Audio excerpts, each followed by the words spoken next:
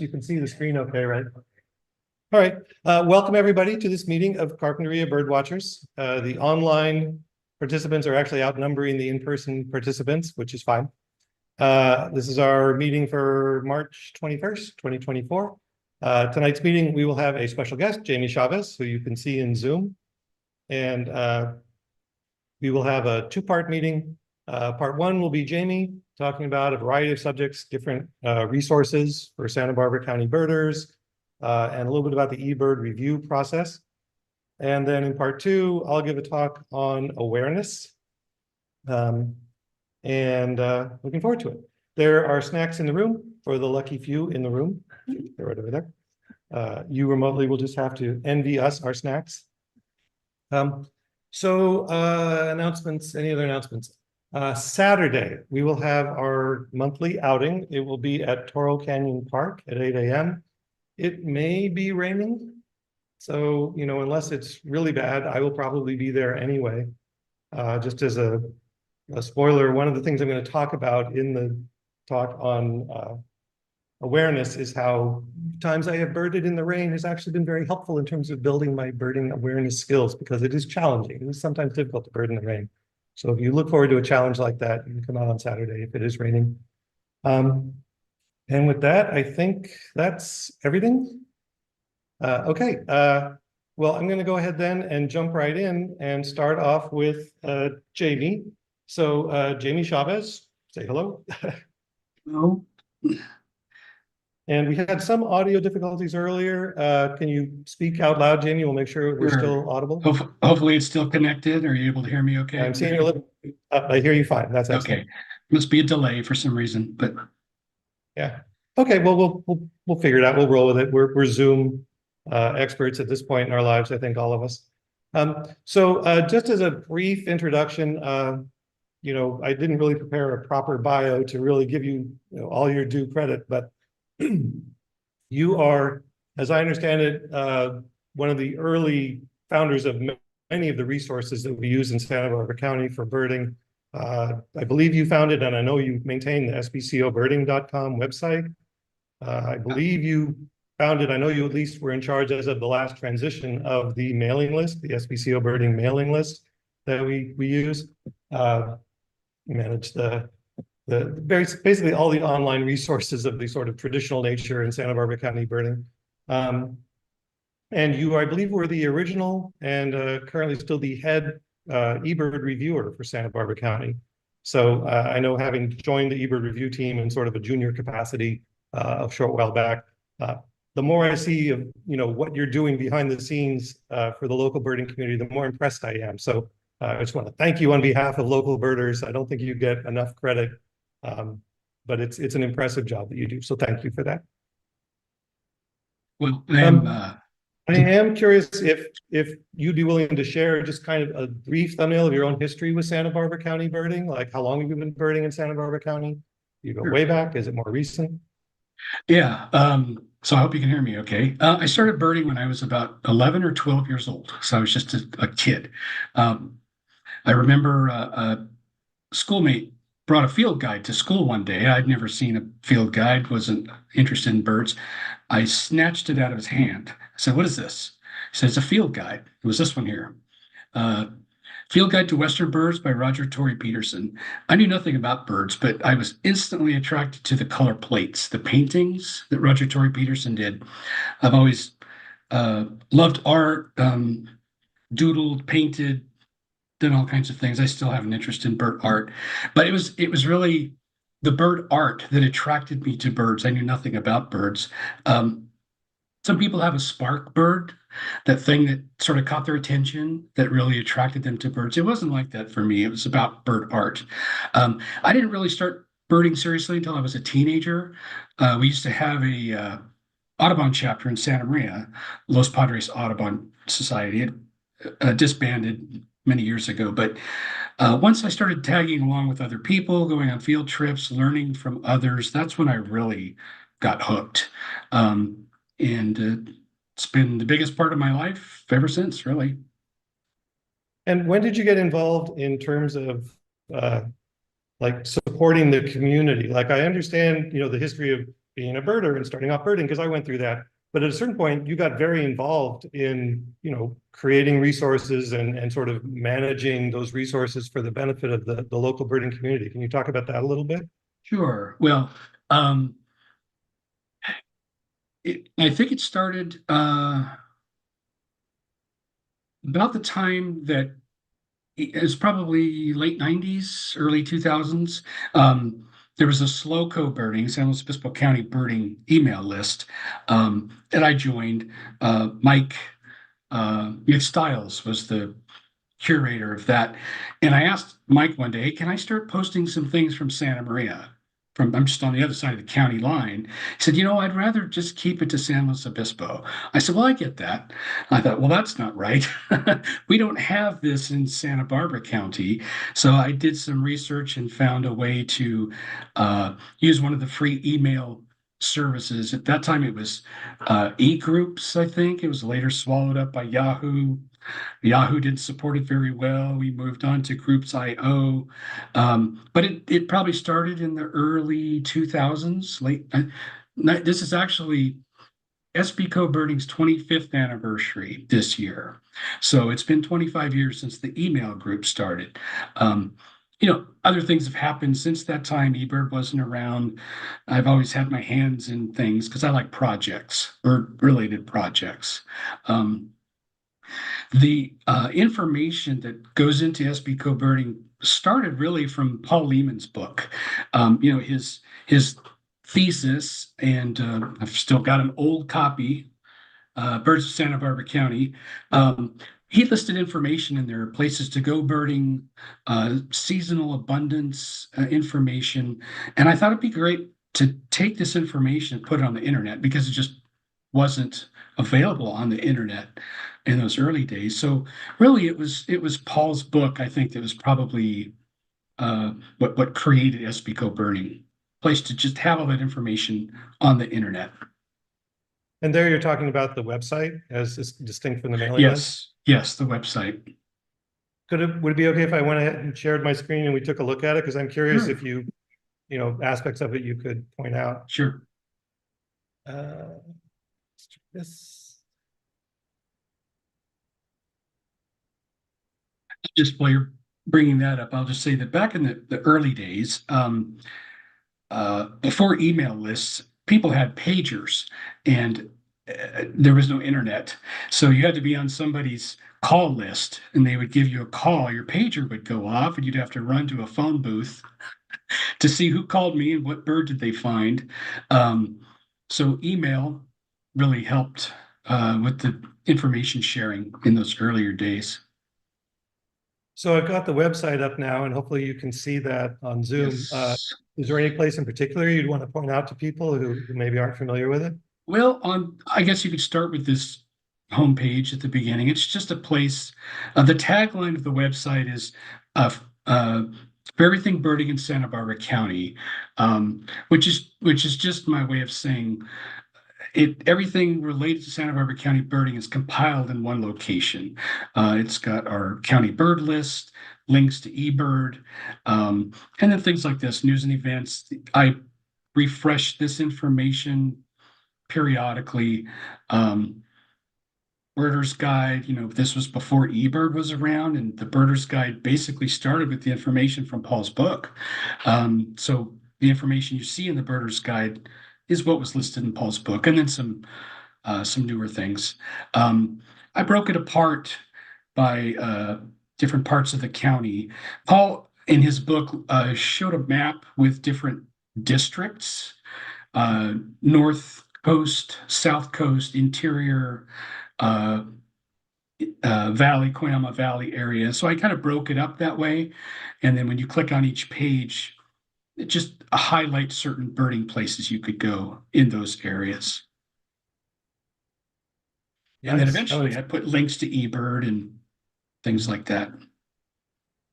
Yeah, I mean, it's, again, as I've spent time clicking around in it, it's really impressive. And it makes me wonder, like, how much time do you spend maintaining it? I mean, is it static? Is it really dynamic? Are you putting a lot of hours a month in on it? No, I used to spend more time on it than I do. It's sort of just rides. It just takes care of itself. I just periodically update it seasonally. I'll mention something on the homepage that, hey, it's Christmas bird count season. Here's links to Christmas bird count, uh, so you can participate. If we get a new bird total in the county, I might update that species list. So I don't spend a ton of time on it. I don't need to at this point. I used to a lot more than I do now. I should probably say this is a good opportunity to put in a thanks to Santa Barbara Audubon. Um, when I first created the website, I had a free homepage available to me through my internet service provider. That eventually went away. People stopped doing that. So I had to transfer this to an actual web hosting site, which is not exactly cheap. I own the domain name, sbcobirding.com, but Santa Barbara Audubon for several years now has sponsored the web hosting costs. So they see the value of having this, and they're willing to help pay, defray those costs. So I'm very thankful. If they decided someday, hey, we're not going to support that anymore, they might be doing me a favor. But right now, I'm very happy to keep it going. So. And there was something else I was hoping to point out to people. I know you've spent a lot of time recently working on the birdinghotspots.org entries for Santa Barbara County. Yeah. And I think that's just a fabulous resource that, I don't think enough people are aware of. Because for a very long time, I really thought, oh, wow, this is a missing feature in eBird. If I'm chasing after some bird I've seen reported and it's at some hotspot, I can see where the bird is, I can see the dates and the checklist, but I don't know how to park there. I don't know if it's, easily accessed. I don't know if there's, concerns about visiting the site. And it seems like that information, would be really good to be able to share. Like for the hotspots I go to a lot, I have that information. I'd love to share it with people. And I wish that people did the same on their end. So when I visit their locations, I have that information available. And birdinghotspots.org basically does that. It does. And I know, Linus Blomqvist set it up and was sort of a champion of it. But he's told me that you actually are one of the major contributors to the content there throughout the county. A lot of these hotspots are basically your descriptions, your information that you've added there. Well, some of the information. I'm just, I'm curious what you think about it and, what your response. Some of the information probably originated from what I had in the website. I was able to just sort of copy some of that information over. Some time ago, maybe, I don't know, 2 years ago, we were involved in some email discussion, a few of us, about what is a hotspot? How do you define a hotspot? What are its boundaries? How can you convey that information to people? If you travel and you're birding in some strange place, you can go onto eBird and find, oh, there's a hotspot nearby. But as you say, you may not know where to park. Does it have restroom facilities? Is the hotspot marker even put in a good spot? So a gentleman started this website. It was for his home state of Ohio, and he eventually expanded it with the help from a programmer. And yeah, Linus spent a lot of time coordinating with him and getting Santa Barbara County added to his growing list of states. And it's completely volunteer based. We just need input from people to help contribute information to these hotspots. Birders know where to go, and if you can help provide some information for visiting birders, this is a great way to do it. It's really a shame that eBird doesn't do this, but this is a great resource in lieu of eBird doing it. And maybe someday there will be some association, but there's tons of information here. And again, I said I like working on birding related projects, and this was just another one of those things. So I enjoy it. Well, again, I don't want to just be repetitive, but thank you on behalf of all the birders who've used your information in all these resources, because it's, it really kind of is mind-boggling to me how much you have done to share that information and facilitate birding throughout the county. Are there other resources you wanted to highlight? I know we had a discussion of the eBird review process that you wanted to share at the end of your segment of the meeting, but I don't want to skip over, important resources if you want to give a shout out to any of them. We can go through that. It won't take too long to do that. It's probably important to talk about the eBird review process because some people may have questions about what that looks like behind the scenes. Um, I'm just very thankful that people are willing to contribute their sightings and make eBird useful to people, and it's grown exponentially. It's just exploded. I think I started reviewing maybe 2008, and it was fairly easy to do back in those days. Something happened around 2012, and I could not keep up with it. And I'm also thankful that there are other volunteers who are overworked and underpaid to do the eBird review process with us. John, like you said, you've joined as well. And we've got some really great local birders who are experienced and knowledgeable about our local birding distribution. Nick Letheby, Dave Compton contributes, Mark Holmgren, Peter Gady did it for a while. I was not the original Santa Barbara County eBird reviewer. That actually was Oscar Johnson, um, who then moved away from the area. And I remember submitting a checklist, wondering, hey, how come I'm not seeing the birds I submitted? I didn't understand the filter process. So I wrote to eBird, and they said, oh, well, your stuff is just stuck in the review queue. We'll just review that and it'll show up. I said, well, who's doing the review?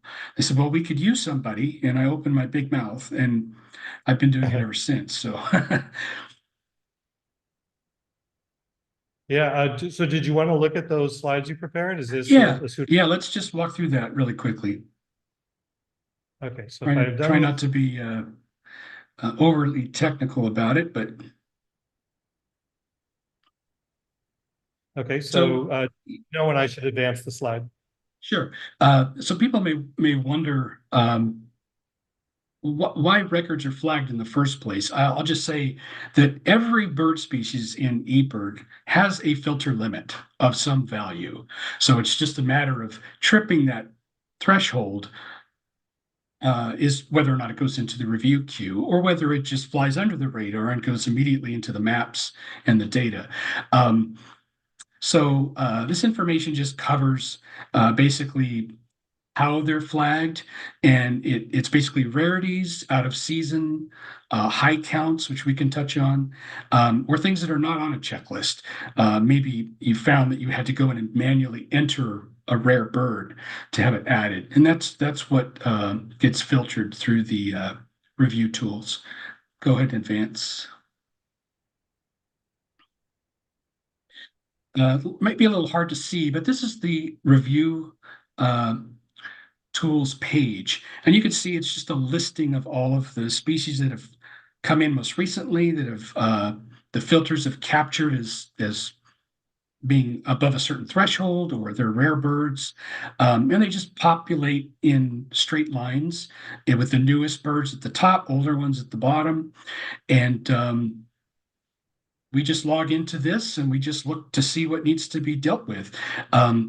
All flag records are automatically set to unconfirmed. So we have to go in and manually accept them or validate them. And this is where we go through the process of determining if something is valid or not valid by communicating with people or just looking for more information. Go ahead and advance. And I was going to say, as a user previously, why am I not advancing? Oh, I see that I am advancing. Sorry, I didn't realize there were these No, you things. can leave it there. That's You want me fine. to go to the like this kind of stuff where you have the different features you're showing. Okay. Yeah, I can just walk you through. So the first thing we see is the record decision. And it's basically, we have two choices, unconfirmed or accept the record. And go ahead and click the next one. There we go. This is for the accepted list. It can be a bird records committee. Maybe somebody wrote adequate field notes, or they attached a photo or audio, or somebody may be experienced. They've been birding for years. We recognize the name, or it's not exceptional. Maybe it's commonly found at that location or right at the edge of when something might start to occur. And so we would use that. Go ahead and click the next one. And this next one is for unconfirmed. I think the most common one we use is probably documentation inadequate species, which means somebody did not provide comments or some form of information that helps validate the claim. I also wanted to point out here, Merlin ID questioned, Merlin ID documentation inadequate, and species misidentified, which tells you right there that eBird knows they have an issue with Merlin. It's a great tool. It'll only get better in time, but it's one of the reasons why we can mark something not valid. And I'll explain how to kind of work around that to make it more useful. Go ahead and click the next one. And in this little box up here, this is where we can add reviewers' comments. Other reviewers can go back in and see a record and see that somebody's reviewed it. And maybe a reviewer may say, we're waiting for comments, or guy said he would upload photos when he's done with his vacation trip, something like that. And then the next one just shows a line of two of the records at the bottom. Go ahead and advance, John. There we go. We would check the box. We could see the checklist number. Nick Letheby was the observer here. He's got a photo attached to it. You can see a little camera icon. We would simply check the box and say, yep, we know that bird was good, and click the next slide. And then we just accept it, and it automatically goes into the record.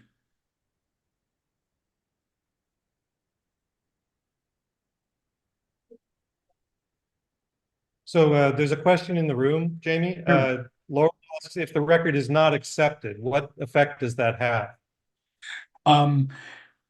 It just doesn't go into the eBird database. It still remains on a person's checklist. It won't display on the map. I once submitted a county record, not the only record, of yellow-green vireo from Vandenberg Air Force Base, at the time Air Force Base, and submitted my report to the Bird Records Committee. It was a review bird. They rejected it or said it was not valid. I went back in and invalidated my eBird report. To be fair and honest, it remains on my checklist. I still know what I saw. It just didn't pass muster with the Bird Records Committee. So, reviewers, we can make mistakes. We may invalidate something that should be validated, but if the amount of information that's provided just makes it that much easier to confirm something. And sometimes the filters need to be adjusted. It's not that a person is wrong. It's just gone into the review queue because the filter limit needs to be tightened up. Really quickly, you can advance. Okay, yeah, I accidentally did so already. I apologize for that. This just really quickly review status. It just shows the status of things that are in the review queue, unreviewed, deferred, or when something is re-reviewed. And here's a listing of what those mean. We can click on the links. We can review the history of this particular record. Or if we have a question about, like, why did that get flagged for review? We can click on the filter. It'll take us to the eBird filter, and we can see if it needs to be adjusted in some way. So it's kind of a constantly living document, and we can go in and modify it and make it more useful. Yeah, something I learned just, again, sort of being part of the reviewers group and seeing the discussions that you have with each other. A lot of thought goes into those filters, like the determination of just how many of a bird can be reported before it automatically goes into the review queue. And just, a lot of expertise being brought to bear on those questions. It's really fascinating. Should I continue? Yes. Yeah. Sorry. Go ahead. All right. I'm assuming you said yes. Your Yes. audio cuts out at the first few. It does for some reason. Can you hear me okay? Okay, there we go. I can see when it comes up. Okay, so here's a quick overview of the filters. You could see Santa Barbara County has, 7 filters. I also have access to the San Luis Obispo County one. Reviewers can click on these links and open up the actual filter database. Go ahead and advance, John. It'll get us to the next slide. There we go. And here's what the filters look like. This is the Santa Barbara County mainland filter. And I just took a snip or a screenshot of a section containing the swallows. You can see that there are values within these columns. This has been a huge improvement that eBird made. When it first started, there were only 12 filters available for any given bird for the entire month. Well, here we are in March. Spring migration is underway. You may not have Western kingbirds at March 1st, but by the end of March, you have Western kingbirds. So what would you set that filter threshold to? Is very difficult. They came up with this new schema here where you can really fine tune the filters and pick the actual date when you want them to start. We can click and drag the columns back and forth to really narrow it down to the point that we want. So it can be a lot of work, but this is the place that actually really ensures that the data is as pure as we can get it, realistic for when bird arrival starts happening, where it's not always tripping the filter, whereas maybe 2 weeks ago it was something that needed to be questioned or asked about. Go ahead and click the next one. And I'll show you on this next pop-up. This is how we would just add a new range. I would click violet green swallow, just choose a month, the day, and a count threshold, and simply add it, and it would just drop in a new filtered section within a row there. So it's really customizable. It's great.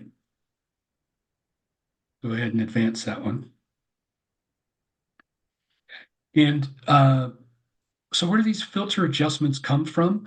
We can use eBird and the history of the data that's in eBird to help us really refine what the filters are. So if you look at violet green swallow again, you can see when it begins to appear, when it starts to taper off. So we can go in and using this graph data, decide when do we want to start bumping up the threshold so it doesn't trip the filter. So we, as eBird has evolved and grown to be this huge thing it is, we now have information from within eBird to help us design the filters. So that's a very helpful feature.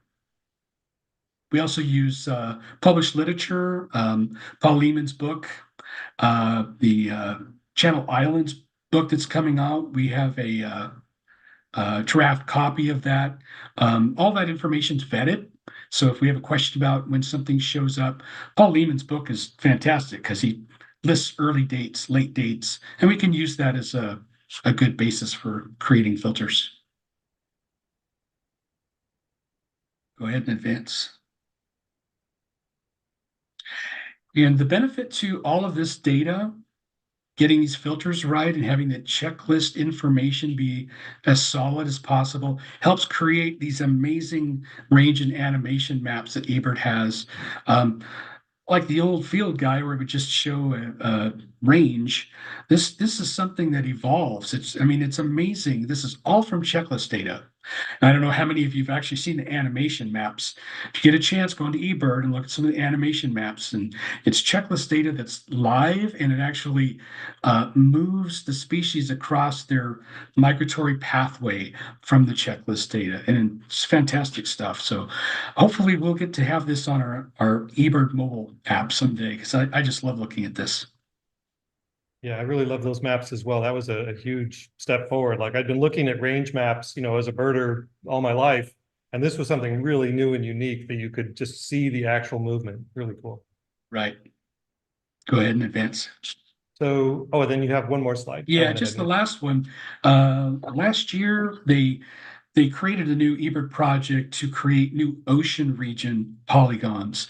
And we're very lucky that we have Channel Islands right off the coast here. And we actually have new filter regions for the offshore waters. There's the Santa Barbara Channel, which is the between the mainland and the islands, and then an offshore section south of the islands. And there's the famous Santa Barbara Island donut hole. So we've added new eBird filters for these polygon areas, which is really going to help us get the seabird distribution and numbers really dialed in. It might take a little bit of time, and we're still fine-tuning the filters, but we should have some really great Santa Barbara County data within the next few years, I think. Awesome. Yeah, and just looking at those offshore county boundaries, it really is very complicated, and the sort of like distance to the nearest point of land, and Yes. separating the different parts of the counties is very interesting and a little bit crazy sometimes. Yeah, but we used to have let's see if there we used to have issues where ocean birds were just ocean birds in Santa Barbara County. But there really is a big difference between species that wander into the channel versus things that are found deeper offshore. So we can really fine tune each filter to be more accommodating to deep water birds versus channel birds. So there's really quite a difference. Are you thinking about doing a similar kind of splitting up of the whole Santa Barbara land county? Ooh, don't scare me, Steve. That's don't scare me. That we've talked about that for years. I guess the difficulty with that is, the line is uh, it's an absolute boundary. So if you have something on one side of that line that's different from the other side of the line, yet you could throw a stone across, it can be really difficult to get the filter set up exactly right. So I've heard some horror stories from other eBird reviewers where they were allowed to break up their county, and they said you need to really think this through. If you have red tip that's commonly found in one section and practically absent in the other, people who are birding on that line may run into some problems. So maybe someday we can do that, but right now it's something I want to tackle. So I think that was your last slide. Yeah. So I'm going to go stop the screen share so we can see bigger versions of the participants. Do you have another minute or two for a few questions? I know Steve already kind of jumped in there, which is excellent. Thank you, Steve. I do, but there's one thing. I do, but there's something I wanted to mention one time. I think you haven't put together some questions. Let's see. What advice for prompting for supporting documentation? What kind of information should go into a checklist? And I wanted to point out that this is probably the most important thing that people can do. The common birds that kind of fly under the radar, everybody assumes they're there. Nobody really questions what that is, unless the numbers are outrageous. But we've all heard the old saying, picture's worth 1,000 words, I think it is. If you don't have a picture to put into your checklist, use a bunch of words. That's what I would say. It's not easy to do that on your cell phone. I get that. When you're out birding and you're using your thumbs, it's not conducive to good note taking. You can always come back in later and plug in information.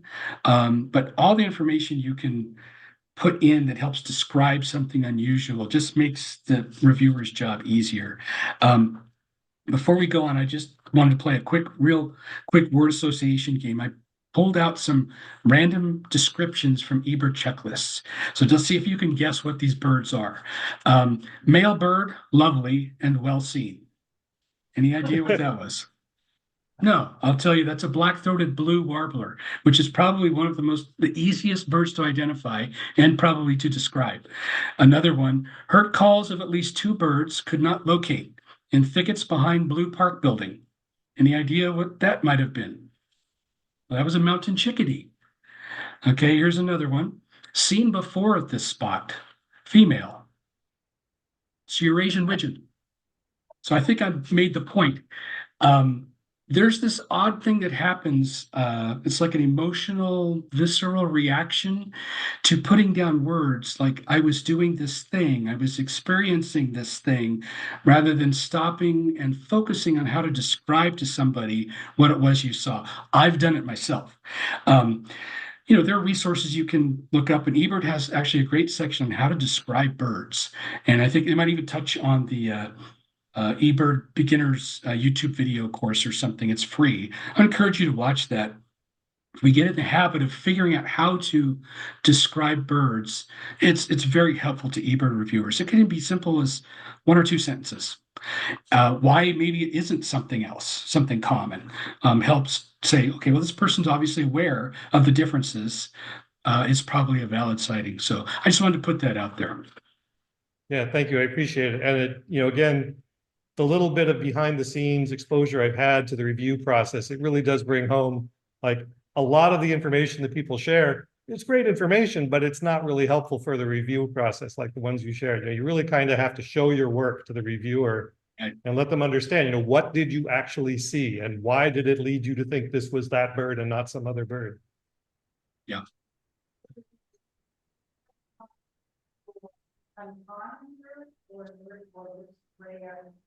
So Laurel, so Laurel asked the question, should she be entering comments for common birds on her checklist or just the ones that are being flagged by the review filters?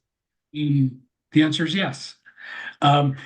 We don't have a word search feature yet, but imagine a time when maybe we could search eBird checklists using keywords. I think if it's helpful to you, I've done that before. I might enter some amazing observation, some bird behavior observation for something common. A falcon caught something out of the air. Well, that's not something that a reviewer would even be aware of. But if it helps you, if it improves your checklist, makes it more valuable to you, I think it's just great information to include. And who knows how we can use that information in the future. We don't have a way to see that that kind of text or verbiage, but doesn't mean we won't someday.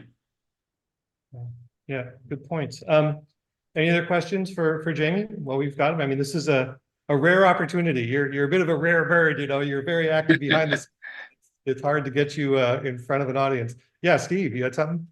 Yes, so I try to include pictures with any of my photos with any birds that are rare, and I wonder if that's sufficient for your purposes, or would you like to see a description as well? I mean, my description is usually much less effective than the photo. I think that the photo is generally okay, unless the photo depicts something that needs some clarification. Obviously, if you're looking at the subject matter and it's obvious and clear that's what it is, you probably don't need to include additional comments. One reason it might now, eBird owns the photo at this point. Back in the old days, people would upload their photos to like Flickr, and you would embed that into the checklist. People would do that with Google Photos. Well, Google Photos went away, and there are still plenty of checklists now where there's a little micro image of a bird, and if you click on it, you can't find it. It's gone. I can't imagine that happening now since eBird owns the picture and it's part of the Macaulay library. But if you have something you're only able to get one picture, it might be worth throwing a few words in there. The other thing we always see, of course, is continuing, which is fine. A lot of people chase a rare bird, continuing. That's fine until that last observation. If as it sort of wanes and people lose interest, it might be a few days. The last person to see it might say continuing. Provide no description, no photo. It's like, did this person really see it? So you might think about, if when it gets near the end, if you're the last person to see something, throw a few words into the checklist. Yeah, excellent advice. Any other questions for Jamie before we close up this part of the meeting? So I have another one about photos, which You're is, talking set. Go ahead, Steve. Yeah, I can hear you. is it okay if I know we usually upload the photo a little later after the rest of the checklist. I try to do it the same day, but later in the afternoon. I wonder how that affects the review. Well, if it's the first observation, we might sit on it and wait. It's like I said, it's difficult when you're in the field to include a photo. I've seen some people do back of a camera photo with their cell phone, just to get one in there, and then they clean it up later, get rid of that one. It's always best to use the actual photo raw image from your camera rather than back of the camera from your cell phone because it doesn't have the metadata. I've seen people put TBA to be added or photos will add later. That just tells us, okay, sit there, relax. When I get home onto a real computer, then I'll get this cleaned up and put in there. If it's the only person to have seen a rarity, we might not validate it right away. If word gets out, like through the Slack channel or through email, and people rush down and see it, and other people start adding photos, we'll just go in and do a blanket validate, just accept all of them. That first one can be a little tricky if nobody else has really seen it. Okay, well, I guess I'll go ahead then and close up the much appreciated Jamie Chavez part of the meeting. Thank you, Jamie. Thank you, You're Joe. getting applause in the room. Well, thank you. Thank you very much. Welcome you to stay for the rest of the meeting, but this has been really great. I've really enjoyed getting your perspective on these things. You're welcome. Thank you for inviting me.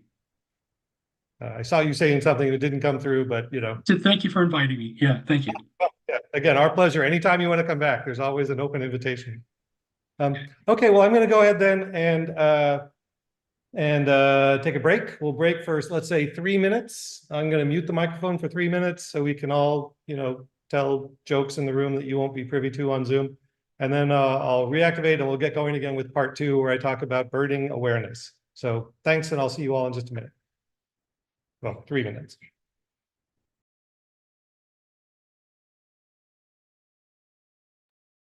So we online can talk about them now. Ha. Well, I do need to tell John that I have to leave right at 6:30, and I don't want him to think I'm bored or something. So I'm trying to find where to send him a note just to him. Of course, now you all know. I'm sorry, Eve, I missed the beginning of that. What were you saying? Oh, oh, Steve and I thought that we could chat among ourselves here. I didn't know you were still listening. Oh, I muted our mic, but I left our speaker on, so we were eavesdropping on you. Oh, well, no, I just wanted to let you know that I have to leave right at 6:30, just in case it runs past. I have bad news at 7:10. Oh, I meant to say 7:30. Okay. I'll make sure that anything particularly witty I get in the first, 20 minutes of the talk, and then if I go over, you won't be anything important. Excellent. Thank you.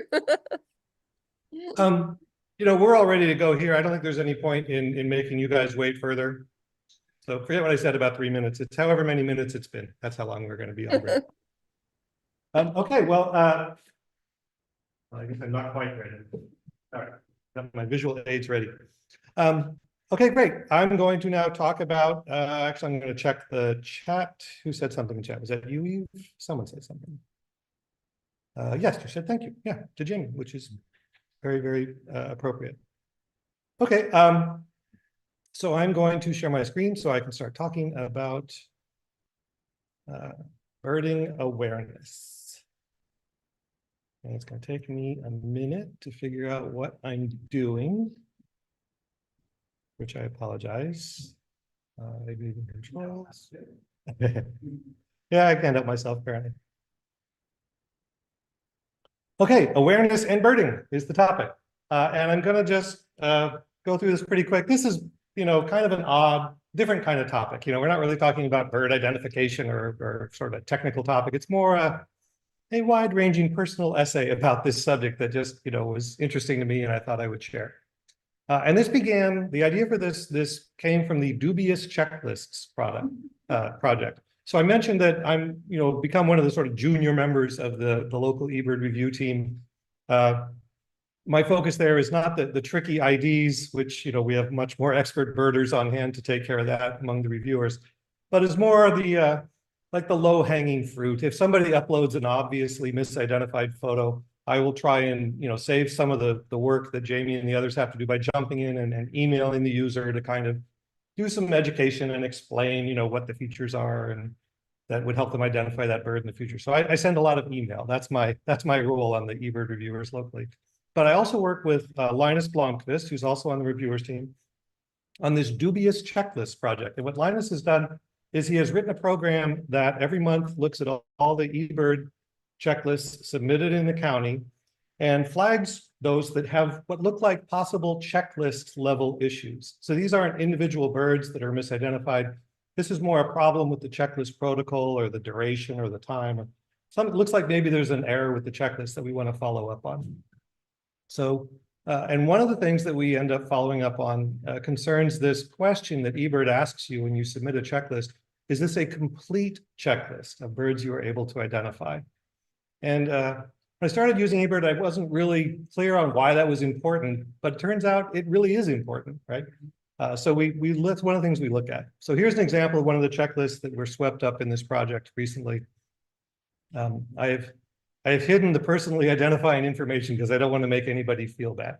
But basically, these are 2 eBird users who were birding, and they birded for 1 hour and 7 minutes and covered more than 2 miles of hiking, and they reported a single species. So, you know, the filter caught that, and I sent them this email, and we don't have to go through the whole thing, but basically I said, hey, is it possible you meant to report this as an incomplete checklist? That is, there were other birds you were able to identify, but that weren't listed, which is great. I mean, it's fine either way, but if it is incomplete, we should, you know, change the checklist to reflect that, because then the researchers who use eBird data won't use the absence of common species on this checklist as evidence that those species are actually not there. They'll just know that, oh, well, you might have seen them, you might not. You know, they'll ignore that for those purposes. And the users helpfully responded and said, no, we marked that complete deliberately. This was on purpose. This was, you know, the trail was very quiet, and this was all we saw. We birded for 1 hour and we saw 1 species. We saw these 2 ravens. I was like, okay, great, thanks. Here's another one. So a user submitted this at like a shopping center parking lot in Santa Barbara.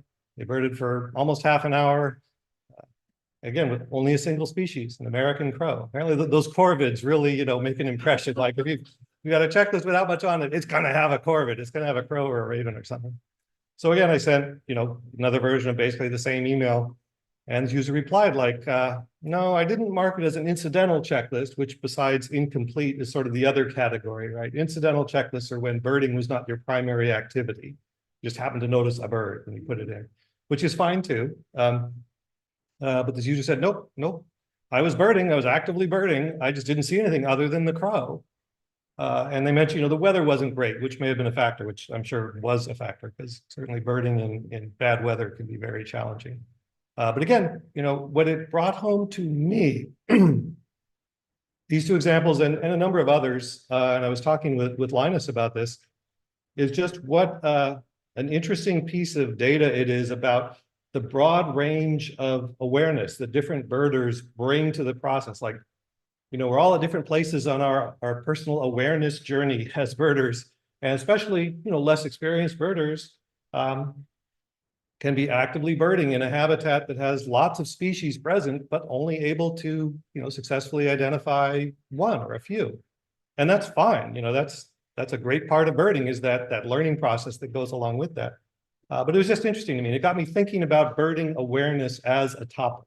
And it made me think back in my own history as a birder, and, you know, how did I become more aware through the course of that? And are there any tips about that I could share? Or it was just interesting. So I started thinking about it, and that's what led to this talk. And you all are welcome to interrupt with questions. Yeah. You know, in those occasions where that does happen, and you have 1.5 hours on the spot, and, you know, is it better? What I've done sometimes is omit that list. Yeah, so Sylvia asks, if you have one of those checklists where you've got a lot of time and not many birds, you know, is it better not to submit it? I would argue it's better to submit it. I mean, technically, eBird's position is you can submit a checklist with 0 birds on it, and that's useful scientific information. As long as you're following their guidelines, you know, is it a complete checklist? Is it a complete list of every bird you were able to identify? And if it is, that's a complete checklist, even if it has 0 birds. And then the other thing, like the other day, I was, you know, probably last month, I was birding in Turtle Canyon, and I thought I'd stopped my checklist, but I drove away, and about 1 hour later, Yeah. oh my God, still going, you know? And so then I go back in and I will fix the time, but then I feel, ooh, that seems so. So, yeah, this is a valid thing, and this is actually one of the categories of checklists that we do contact people about. Where, so Sylvia is asking if you leave the track running, if you leave your eBird app running when you've stopped birding, and you only notice it later, you can end up with these checklists with a very long span of time and a very long distance during which you were not actively birding, right? And so, yeah, eBird has the ability to go in and edit the track. If you're still in the app and you haven't submitted the list yet, you can actually edit that track and kind of wind the clock back to the point that reflects when you actually stopped birding. But short of that, yeah, you can go in and adjust the effort in the checklist on eBird. It's good to adjust that effort.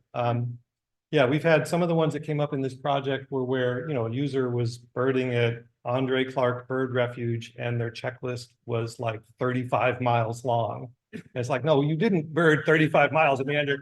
You left it running afterwards. And, people are very good about following up on that after the fact. So, Yeah. If we do a lot of back end birding, so if we see 10 birds, but we can only identify 9, do you like to know? No. So the question is, if I see 10 birds, but I can only identify 9 of them, do I mark it as an incomplete checklist? And the answer is no. That is still a complete checklist. Because the strict definition of what is complete is it's a complete record of birds you were able to identify. That's all they want to know. They want you to distinguish between a checklist where it's all the birds you're able to identify, or a checklist where there was one or more birds that you totally could identify, but you just didn't bother to include. That's an incomplete checklist. And that's a fine thing too. Like people, a lot of times they just want to mention one notable bird and there were other birds around, but they don't want to be bothered. That's fine. That's an incomplete checklist. So on to talking about awareness. So as I thought about it, it occurred to me that awareness, or bird awareness specifically, really is the defining characteristic of bird watchers. Right? That's what separates us from the rest of the world. We are aware of birds in a way that normal people aren't. And I like this photo because it kind of demonstrates that. So this is, it's up birding at Ortega Ridge. I took this photo. The clouds are really pretty. And a non-birder looking at this photo would think, okay, yeah, pretty clouds, nice.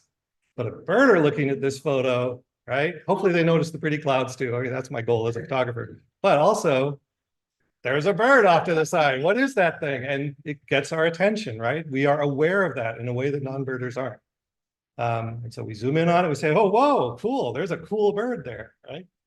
And it doesn't stop just with detecting the bird. Like part of our journey as birders is building awareness of all these different aspects of the bird and the landscape and our understanding growing through that awareness. So we become aware of what characteristics would let us determine what kind of bird this is, right? We could ID it as a Cooper's hawk because we know the things to look for to ID a Cooper's hawk. What's it doing? As we learn about the bird's life history, we start being aware of that when we're out in the field, we're watching the bird. Like, what is it up to? Well, maybe it's looking for prey. It's a raptor. It's a hunting bird. How is it affecting other birds? And on and on. And on some level, as people who love nature and are out there paying attention to it, you start to learn like, yeah, everything in nature is connected with and interacting with everything else. So that awareness journey really doesn't end. The awareness can always grow and you can see more connections. And it's just a really fun part for me of the activity. Okay, so I'm going to talk more about my own personal journey of like how I have become more aware or how I have gone from being less aware to more aware. And just some specific examples of that. So this is East Pinery up in the San Rafael Mountains. And I was lucky enough to be assigned to cover it for the Kachuma Christmas count in 2021. And the weather was really bad. It was not a good, it was an exciting day. It was a dramatic day, but it wasn't necessarily the best day for birding. So this is a video I want to share that I took while I was out there that morning.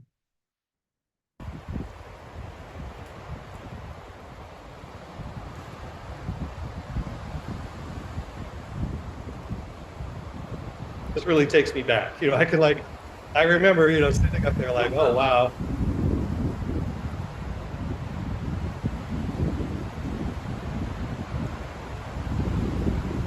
goes up. I'm gonna go ahead and move on. Now I'm gonna restart. All right, let me move on the old fashioned way. There we go. Here's a selfie I took. Yeah, I got some snow on the ground. I'm wearing every layer I brought with me, which I thought would be overkill. It was not overkill. I wanted more layers. And here's the eBird checklist I eventually put in for that section of my birding for that Christmas count. 3 hours and 50 minutes, you know, 2 miles plus of one-way distance along that trail, 6 species observed. So, you know, I definitely have sympathy for that person I emailed about, you know, that one crow they had at the parking lot, because it was challenging, as I said in my comments. You know, it was very difficult birding. And it's interesting because it's not necessarily the kind of birding I would normally do. Like, I'm not going to go up in the mountains when a storm is coming through to go bird watching, except that it was my assignment for the Christmas count, and that was when it happened. So, but the interesting thing for me is that I think I actually learned a lot as a birder from that experience. You know, just it forced me to be as aware as I could possibly be, you know, because any scrap of movement in the bushes was a potential bird. You know, I wanted those birds, and it was hard. Like, I didn't get to 6 until the end. You know, I was like, they were hard to come by. So to me, that's kind of an interesting aspect of how I at least have sort of grown in my awareness skills as a birder, is challenges like that. And it's actually very memorable. You know, I'm not sure I would want to repeat it, but if it happened, I think I would at least approach it with the right spirit of like, okay, this is an opportunity. This is a chance for me to learn as a birder. Okay, so what are some of the specific things, you know, in terms of birding awareness that I at least have come to use? And I have to preface this by saying, you know, I am not a very aware person. Like, I think my default mode is unaware. And it's not false modesty, that is a fact. Like, I have seen that across the course of my life. I mean, the nice way of framing that is say, well, I have a high capacity to focus, you know, which is true. I mean, it served me well in a career as a software developer. I can focus in on a problem and exclude everything else and just really dial in. But it's that excluding everything else part of the focusing that I want to talk about in terms of awareness. So people talk about having a laser-like focus. So I wanted to bring a laser. So here I am. I'm shining a laser, and that's my attention, right? That's my extreme focused attention. And a laser, you know, puts all those photons in that one little area, but it doesn't send anywhere else. So everything else that's outside that illuminated spot is just, you know, I'm unaware of it. And in terms of my attention, it's the same thing. I focus in on something and I miss everything else. So for me, trying to become more aware as a bird watcher has been sort of fighting against that characteristic that I have. One of the ways I've done it is just by learning to be more patient. You know, I'm a slow birder, and it just takes me time. It takes me time to kind of unwind and connect with the environment I'm in and start noticing things. And that's okay. I mean, that's how I like to bird anyway. You know, quiet is very important, I think, if you're trying to be aware of birds in a landscape. A lot of times I've had the experience of, you know, somebody finds a rare bird and it's very exciting and all the birders rush there to try and see it, and they have a really hard time seeing the bird because there's, you know, 17 birders there and the bird's no dummy. They're like, oh, there's this crowd of people, I'm going to disappear. And even if they're being quiet and unobtrusive, you have a bunch of birders together waiting for a bird, they're going to talk to each other, right? They're going to chat a little bit. And even if it's at low volume, you know, birds are not fooled. Birds are like the opposite of me, right? I'm default unaware. Birds are very aware. They know what's going on in their landscape. And so it takes time. And, you know, maybe after half hour, 45 minutes, they get used to the fact that I'm there and I start to notice them. Partly that's because I'm noticing things more. Partly I think it's that they're just tired of waiting for me to leave and they go on about their lives and I start seeing them do things. Splatter vision. So this is a term that a nature writer named Tom Brown Jr. talks about in some of his nature books. He talks about tracking and nature observation. But splatter vision is this concept that you use your peripheral vision. And you probably are aware of this already, but it's sort of interesting. Like, if I take my hands and put them, you know, and move them back and wiggle my fingers, I can see the wiggling fingers all the way back to here. You know, I can't see a lot of detail in my peripheral vision, but I can detect movement like through basically 180 degrees. And that's super useful in a setting like this on Kinnavan Road, where there's all this foliage and there's some birds in there, but you know, you're not going to find them looking at one leaf with your binoculars. You're going to have to scan the whole landscape.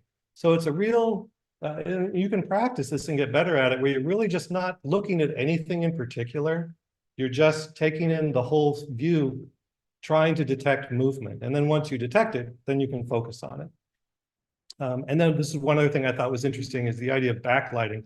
So usually when you're looking at birds, you want the light behind you, because then the bird is well illuminated and you can see its colors and everything. But occasionally, if you've got like a bird in a bush, it can be really useful if the light source is on the opposite side. You get like the silhouette, and that light shining through the bush can totally reveal that movement of that bird within the bush. And then you can try and position yourself to get a better look. I thought that was interesting. Clues from other birds. So yeah, birds are not evenly distributed in the landscape. I always talk about this. They clump together. And a lot of times I will notice a bird because I'm looking at another bird. And this new bird just happens to be in the vicinity. So that's one way to clue in on the presence of birds, is by looking at birds and noticing the other ones around there. Also, just behaviorally, birds will clue you into other birds. You know, famously, crows dive bombing at a tree. There's a hawk in the tree, right? They found a raptor and they're dive bombing it. So, you know, as you become more aware of these kinds of behavioral clues, you notice them, they lead you to other birds. Distant birds. So last weekend, I was out at Colloil Point because Eunice Schroeder found that Pacific golden plover there, which was very cool. I was really excited to see it. But I was scanning way out to sea, because it's the time of year when the brant migration has started. And these flocks of these black sea geese, you know, are migrating up the coast. And you can sometimes see them if you're looking out to sea. Well, I'm not positive, because it was way out there. Like, these birds were not naked eye visible from the shore. I only detected them by looking through binoculars, specifically looking for groups of birds like this. I think they're probably brant. I don't know. I put them in as waterfowl spa because I wasn't sure. But that idea of looking at very distant birds is actually an important part of awareness. It's something I've only learned really recently. And it helps if we breathe in the leading one. Yeah, you know, the flight characteristics can be really useful. Linus Blomqvist, who's been in a bunch of our meetings, he is amazing at this distant bird ID. Like, when I go birding with Linus, he will see things that I didn't have any idea were even there, because he's picking out these very distant birds, and he's really expert at flight characteristics. It's very interesting. I want him to do a whole talk about it. We're going to have a whole meeting where he's going to talk about distant birds. On hearing, I haven't talked about hearing. So, you know, again, I'm going to go through this pretty quick. Just like your peripheral vision can give you 180 degrees in a landscape, your hearing can give you 360 degrees, right? You can hear those birds. If you bird in the same area a lot and really work at it, you can come to recognize the species just by the vocalizations. Even if you can't recognize them or identify them, you know there's a bird there. You know, you're hearing something there, and that can direct your attention to it. Again, you need to just pay attention to these things. And, you know, when I'm out birding with people, or even like looking at eBird checklists that have been submitted, you can kind of tell which ones are being submitted by people who are listening and being guided by what they're hearing, and those who are not. Because the people who are birding by ear have like 2 or 3 times as many species on their checklist in a given amount of time. Birds communicate by sound, and if you're clued into that, it can be really helpful. And then I've talked about these before, but there's the mobbing recruitment calls, the kind of, harsh chattery calls, alarm calls that birds will make. That can clue you into the presence of, say, an owl, or, just all the birds that are clustered around doing that mobbing. Aerial predator alarm calls I've talked about too, that sort of high-pitched twittering that just comes from all the bushes around you all at once. Every time, look up, there's a hawk going by. That's what they're doing. They're doing this interspecies communication where they're warning each other with specific calls to indicate the nature of the threat, and they react differently. There's literature on it. You can read it. It's really, really cool. Okay. Oh, so one more example. So if you're birding by ear, there is, of course, the risk of misidentifying the bird, because you just have that one piece of information to go on. It's not like when you see the bird and you get a lot more, overlapping clues as to what its identity might be. If you're identifying just based on hearing it, that's like trapeze without a net, right? You better be rock solid. So in my yard last fall, pulling into the driveway, and there was this loud chip note coming from the sweet gum tree in our front yard. And it's a really dense leafy tree. It's hard to see the bird. And I was like, oh, that's a cool call. That sounds like a yellow warbler. Got a yellow warbler in our yard. How cool is that? So in my mind, I was like, okay, I've got a yellow warbler in my yard. Cool. I was busy. I didn't want to take the time to look at it. So I didn't do anything, right? I just labeled it yellow warbler and moved on. And this is something I've noticed myself doing, and I want to I'm not pointing the finger at anybody else except myself here. I mean, maybe it'll be useful to someone else, but this is me talking to me. What I think I'm doing in that case, I'm like the worker in the Amazon.com, shipping facility. I'm taking the bird and I'm putting it in a box and I'm sealing it up and I'm slapping a mailing label on it, which is a really good thing to do if you're shipping, thousands and thousands of things out of the Amazon fulfillment center, because it's a lot more efficient to deal with all those objects as sort of abstractions, right? It's just like these boxes with labels, not as all the different, shaped thingies that are inside them. And my brain kind of does the same thing. So, when I'm making my eBird checklist, that's kind of what I'm doing. I'm taking this complex reality that I'm interacting with, and I'm abstracting it down to an ID. It's a yellow warbler. I've got one yellow warbler, that little piece of data representing this whole experience I had.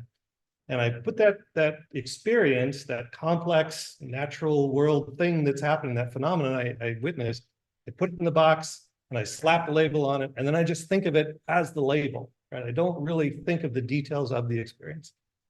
Okay, so a day goes by, 2 days go by, 3 days go by, and this bird is just chipping away in that tree all the time. So I finally said, okay, I'm a birder. I gotta, have some self-respect. I gotta look at the bird. So I got my binoculars and I looked at this bird that had been in my tree for 3 or 4 days at this point.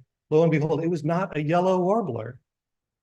It was an American redstart, a much rarer, better bird. There's a handful of them on the South Coast every fall, but one of them was in my front yard. And I was ignoring it for 3 days because I had it in this box in my head. So the lesson for me from that is don't put the bird in a box. Right? Part of my journey, learning to be more aware, is to learn to look at the bird, actually bird every bird, like they say. There's a flock of sparrows on the ground. You look at them, and the first few ones you look at are white-crowned sparrows. Don't just put the whole bunch of sparrows in a box and put a white-crowned sparrow label on it. Maybe there's something else in there. You don't know. You got to look. That kind of goes back to Laurel's question to Jamie about, do you put a description in every, for every single bird? Yeah. And that's a really good point, because all those little details, maybe in the very, very end, really will enhance our experience. I would agree. I mean, it's like I'm saying, do as I say, not as I do, because, I'm the worst transgressor. I'm out there putting in these checklists and identifying things on the fly. I've done it on Carp Birdwatchers outings where I go, oh yeah, there's a red-shouldered hawk over there, and it's not a red-shouldered hawk, it's a different bird. So it's a reminder to me, like, actually bird the bird, resist the impulse to just abstract it into a label. Don't let yourself get away with that. Okay, so I have one last thing. And I have this blank slide because I have to give a disclaimer before I do it. So I want to apologize in advance. This is me kind of ranting about something. This is a pet peeve of mine. Through this whole thing, I've been saying, oh, this is me talking to me. This is me talking to other birders who do this thing that really bugs me, and I just wanted to talk about it. So there is this thing that some birders sometimes do, and it sort of has an awareness component to it. So that's why I wanted to talk about it now. But there's a phrase that they use that really bothers me. And if you birded with me enough, I probably complained about it to you, so this won't be news. But it's this phrase. I went birding the other day and I went to such and such a place and it was totally dead. Every time I hear that, it really bothers me. So I want to talk about why it bothers me. So I get that it's a metaphor. I understand it's not literally that they're saying it's totally dead. And birds are incredibly mobile. They've evolved with this incredible mobility and they take advantage of that. And it means that you can be in a spot seeing just so many birds one day and then they're all seemingly gone the next day. Where are they? They've gone somewhere else. They're doing their bird thing. They're being mobile. And that can be very dramatic. And I understand the impulse as a birder to report your experience, be like, oh man, it was totally dead. But it bothers me when you say it. Not you, I mean, whoever says it, it bothers me when anyone says it. And it bothers me for a couple of reasons. So the first reason it bothers me, and these are just photos I took while bird watching of things other than birds. They don't really bear on the point I'm making, except that these are places that I think should be defended against the unfair charge that they're totally dead, because they're not. But the first thing that bothers me about it is I think it's kind of a cop-out. The person who said that location is totally dead, they're reporting this challenging birding experience, but they're putting all the blame on the location, right? It wasn't that they weren't aware enough to pick out the birds that probably were there, right? It was the location's fault. There was nothing there. It was totally dead. And to me, that's a missed opportunity. You know, I talked before about the really challenging birding and how it has pushed me to become more aware.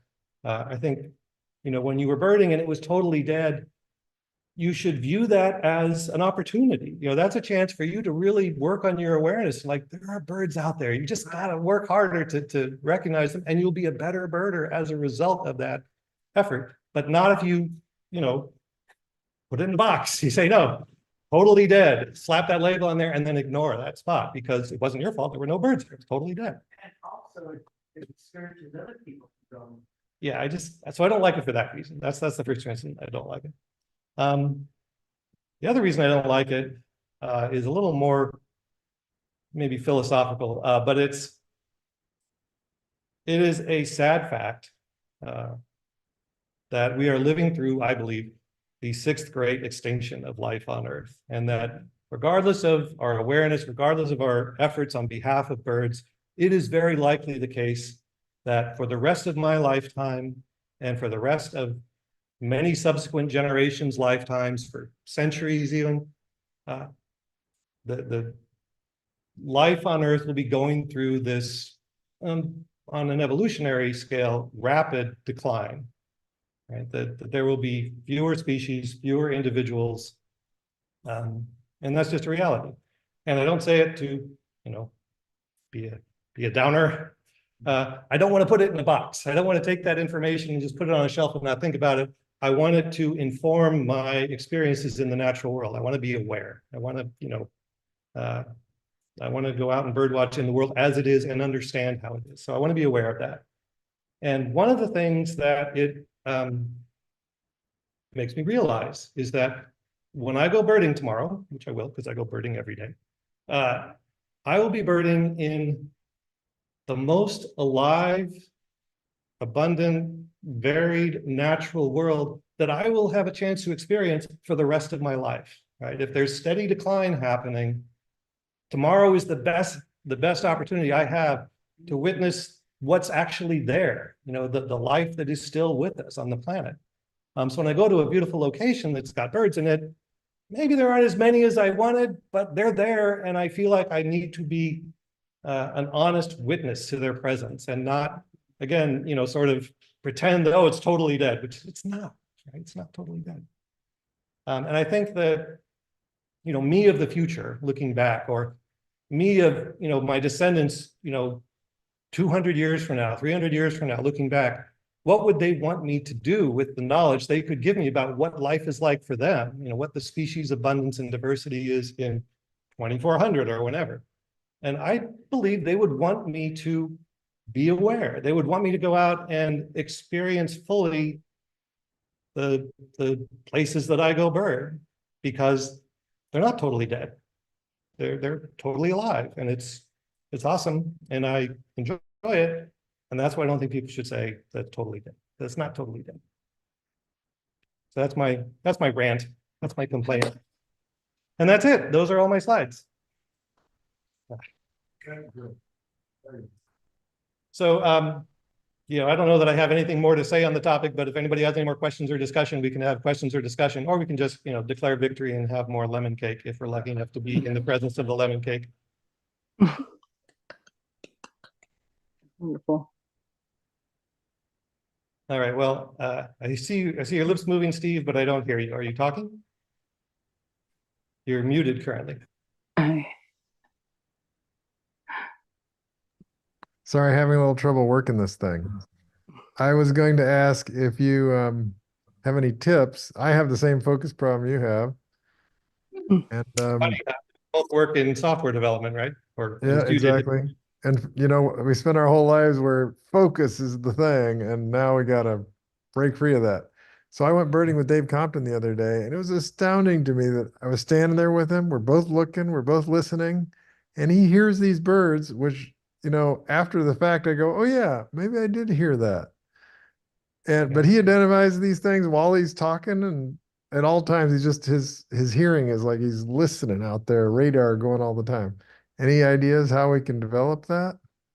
Yes, I know exactly how you could develop that. You need to bird for as long as Dave Compton has been birding, and as actively as he has been birding. No, I mean, I think that's, I mean, it's facetious, but I think that is actually the answer. Like, I know, I mean, you're kind of amazing to me, you in particular, Steve, because I know you only started birding actively a few years ago. And when I look at the progress you have made in a few years, it's astounding. You know, it was maddening when I was trying to catch you in the county year list competition and couldn't. But it's also astounding and it's really impressive.